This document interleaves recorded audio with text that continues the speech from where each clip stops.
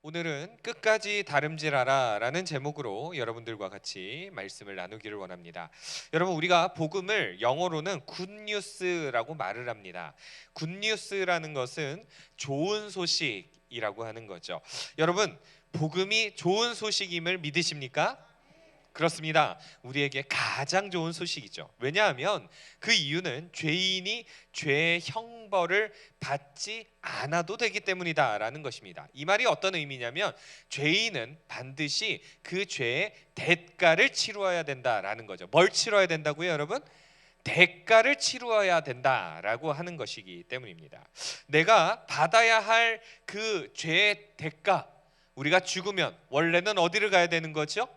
지옥에 가야 되는 것이 우리에게 주어진 죄의 대가였다라는 것입니다.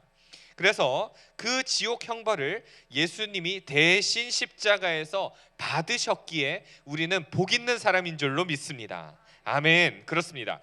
우리는 작년 10월 29일에 굉장히 큰 사고 하나를 우리는 기사를 통해서 접하게 되었었습니다. 뭐냐면 이태원 압사 사고, 여러분 다 아시죠? 자, 그런데 거기에 희생자가 자그마치 159명이었습니다. 굉장히 많은 사람들이죠. 그런데 그 159명의 그 수많은 사람들이 거기에서 희생된 이유가 뭐냐? 자기 스스로 빠져나올 수 없었기 때문이다 라는 겁니다. 자기 스스로 뭐 할 수 없었다고요? 빠져나올 수 없었기 때문에 그 자리에서 죽음을 맞을 수밖에 없었다라는 거죠. 내 힘으로 빠져나올 수 없었다라는 것은요, 아주 절망적인 상황입니다. 점점 숨이 조여오고 의식을 잃어가는데도 내 힘으로 어찌할 수 없었다라는 거죠. 여러분, 한번 이 모습을 한번 상상해 보시겠습니까? 내가 내 스스로가 지금 죽어가고 있는데 내 스스로는 아무것도 할 수 없음을 느낄 때 그 안에서 얼마나 큰 절망감이 찾아올까요, 여러분? 만약에 빠져나올 만한 힘이 있었다라면 빠져나왔겠지만 희생자들은 그럴 수 없었다는 겁니다. 그러하기에 너무너무 안타까웠다라는 거죠. 우리가 무언가를 할 때 보면 우리는 무언가 다 할 수 있을 것만 같지만 사실은 우리는 우리의 무능함을 느낄 때가 참 많이도 있는 것 같습니다. 그런데 우리 인간이 구원 문제에 있어서 바로 아무것도 할 수 없는 상태, 철저하게 수동적인 상태라는 것입니다. 내 힘으로 죄의 문제를 해결할 수가 없는 거죠. 그리고 우리 인간은 원래 어떤 상태였냐? 하나님과 원수였다라는 것을 여러분 기억해 주시기를 바랍니다. 여러분, 원수가 어디 가서 착한 일을 한다고 한들 그게 착해 보이시나요, 여러분? 그러니까 나랑 원수를 맺은 사람이 있다고 할게요. 그런데 원수를 맺은 사람이 나와 관계의 문제에 있어서 해결을 하지 않고 계속 원수된 상태에서 이 사람이 선한 일을 한다고 한들 나의 눈으로 볼 때는 선해 보입니까, 여러분? 선해 보이지 않습니다. 그러므로 우리가 아직 원수되었을 때 행하는 모든 일들이 사실은 악이라는 겁니다. 하나님 보실 때 우리가 원수의 관계였다면 원수의 관계로 관계가 이게 깨어진 상태로 유지되고 있을 때에는 우리가 무엇을 하든지 그것은 다 하나님 보실 때 악이었다는 겁니다. 왜냐하면 관계가 회복되지 않았기 때문에 그렇습니다. 그러면 하나님을 열받게 하면 살아남을 사람들이 있을까요, 여러분? 한 사람도 없습니다. 그런 우리를 구원하기 위해서 이 땅에 예수님이 오신 것을 믿으시기를 바랍니다. 내가 지금까지 지어온 모든 죄를 하나님께서 용서해 주시도록 자기 자신이 희생의 제물이 되었다라는 거죠. 제가 설교 초기에 이런 말씀 드렸죠. 죄에는 뭐가 필요하다고요? 두 글자? 대가가. 벌써 잊어먹으셨어요, 여러분? 대가가 필요하다 그랬죠. 그래서 예수님이 희생 제물이 돼서 십자가에서 죽으신 겁니다. 이 기쁜 소식을 알고 나니까 전하지 않을 수가 없는 거죠. 그래서 바울은 고린도 지역에 도착했을 때 온 힘을 다해서 복음을 전했다는 겁니다.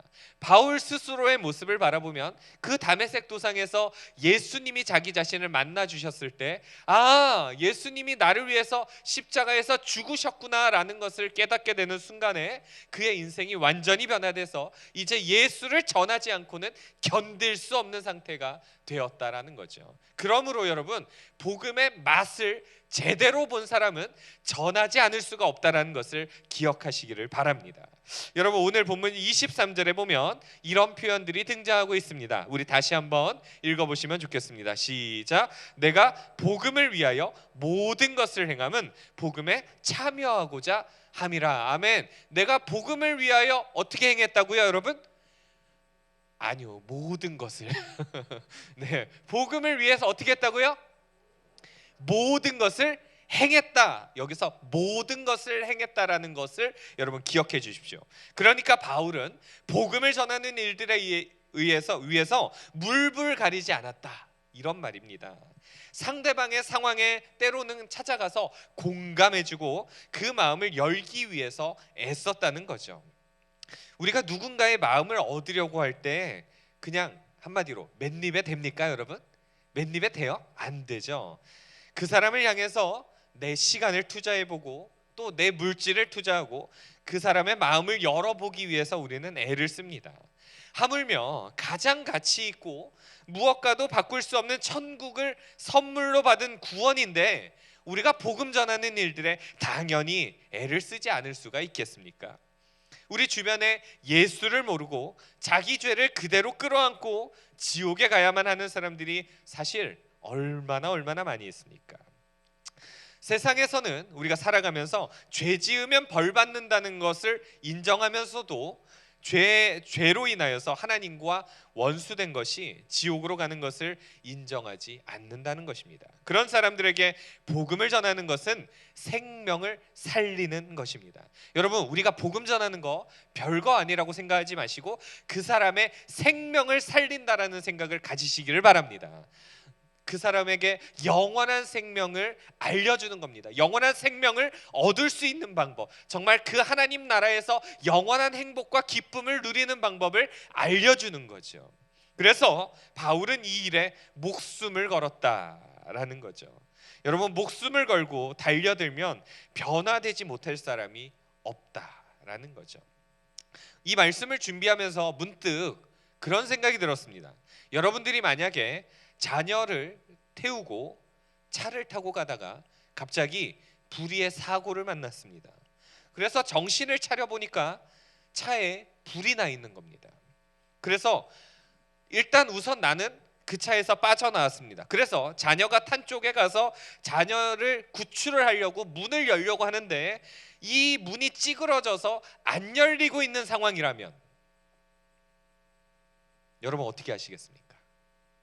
여러분 어떻게 하시겠습니까? 문이 안 열리고 구출을 해야 되는데 구출이 안 되는 상황에서 차에 불이 나 있는 상황이라면 여러분 어떻게 하시겠습니까? 적어도 수단과 방법을 가리지 않고 구해내려고 애를 쓰지 않으시겠습니까, 여러분?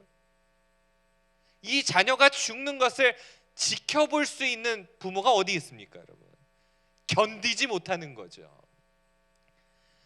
그런데 그 자녀의 육체적인 죽음에 대해서는 우리가 눈물을 흘리지만 그 자녀가 영적으로 죽어있는 상태에 대해서는 우린 눈물을 흘리지 않는다는 겁니다.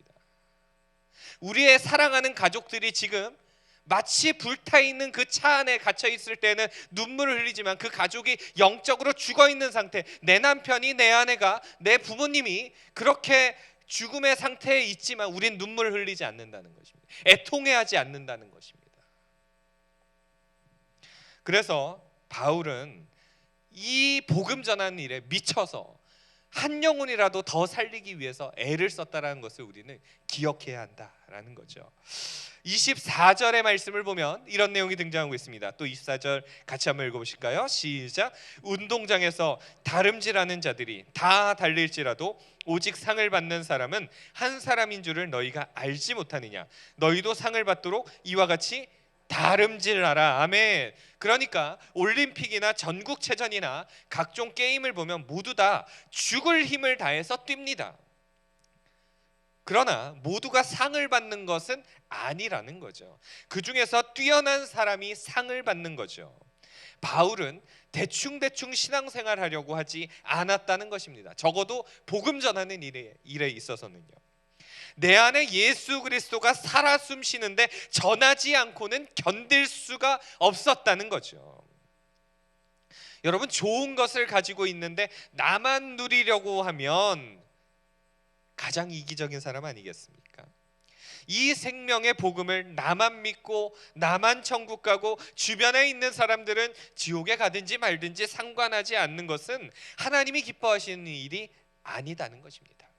그래서 때를 얻든지 못 얻든지 힘써 복음을 전해야 되는 거죠. 여러분, 진짜를 알면 이 땅의 것들에 목숨을 걸지 않습니다. 진짜를 알잖아요. 이 땅의 것, 이 세상의 것들에 목숨을 걸지 않습니다.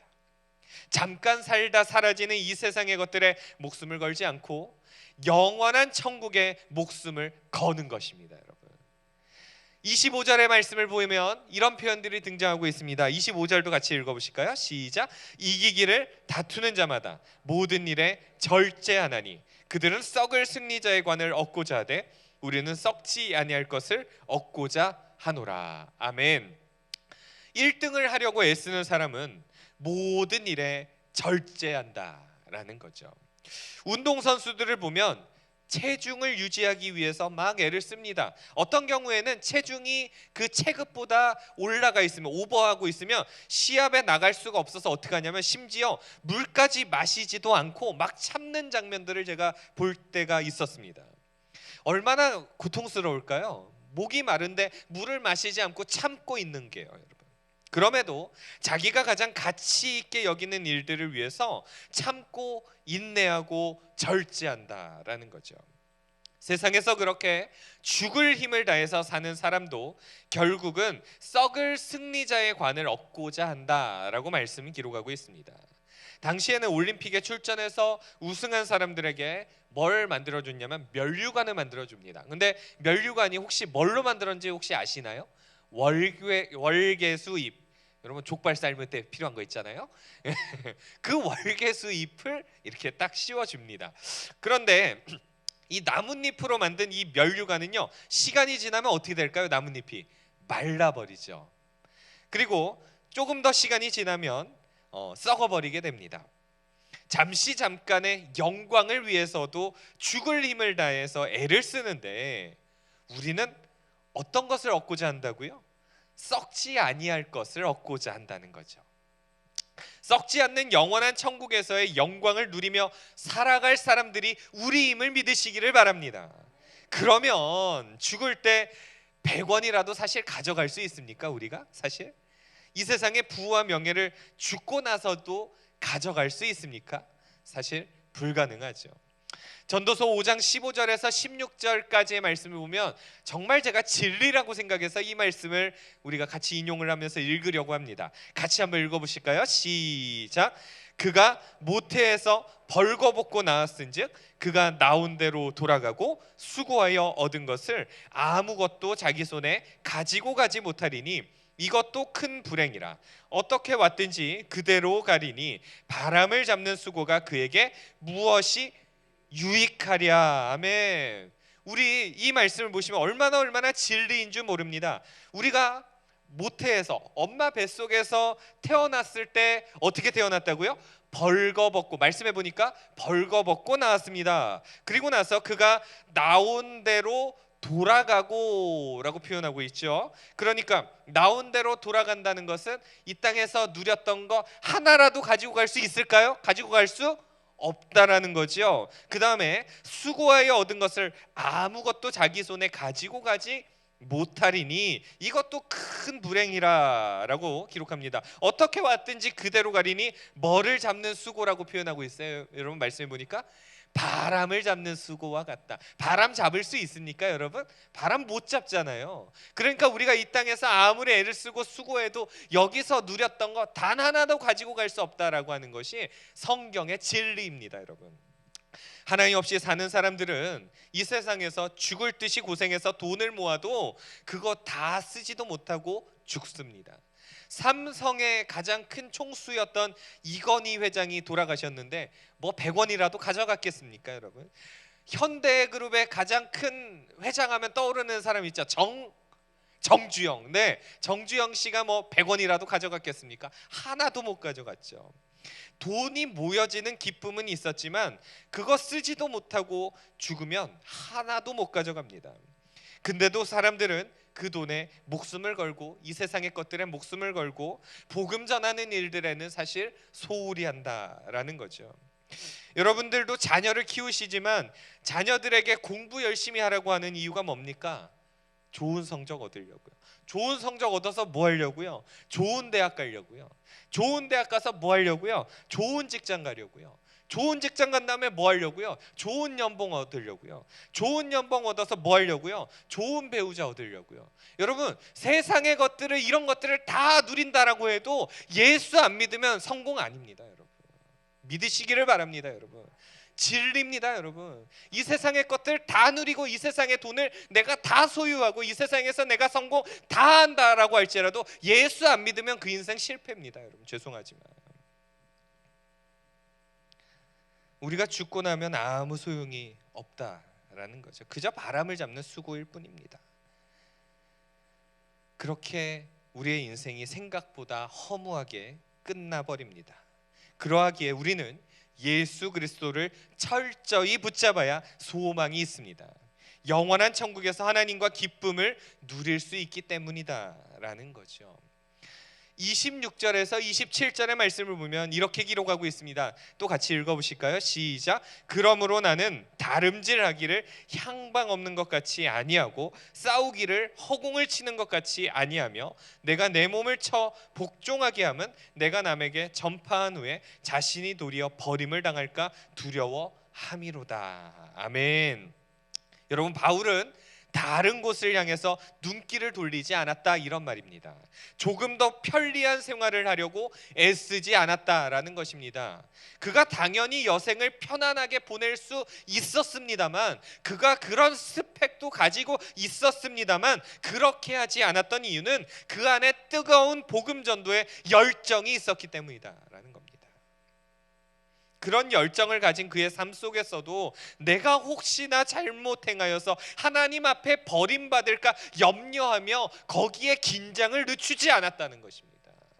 두렵고 떨림으로 그 구원을 이루어가려고 애를 썼다라는 것입니다. 우리는 여기서 그가 얼마나 하나님 앞에 신실하게 살려고 애를 썼는지를 우리는 살펴볼 수 있습니다. 우리는 어느 정도 이루었다라고 생각하면 자만하게 되죠. 이 정도면 됐다, 이 정도면 편하게 쉬어도 된다, 이렇게 생각을 합니다.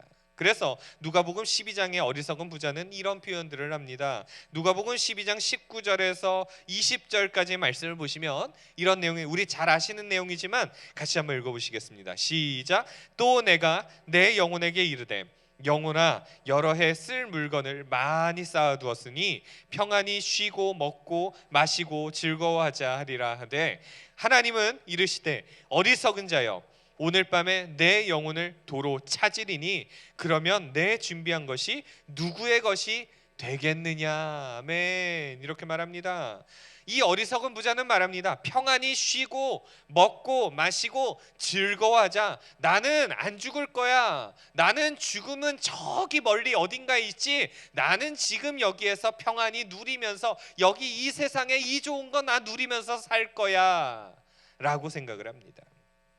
그러나 그 부자가 죽으면 그 모든 것이 누구의 것이 되겠느냐고 하나님이 물으십니다. 너가 그렇게 쌓아 올린 그 공덕들, 너가 그렇게 쌓아 올린 그 명예와 명성들, 그게 무슨 소용이 있겠느냐라고 질문을 던지십니다.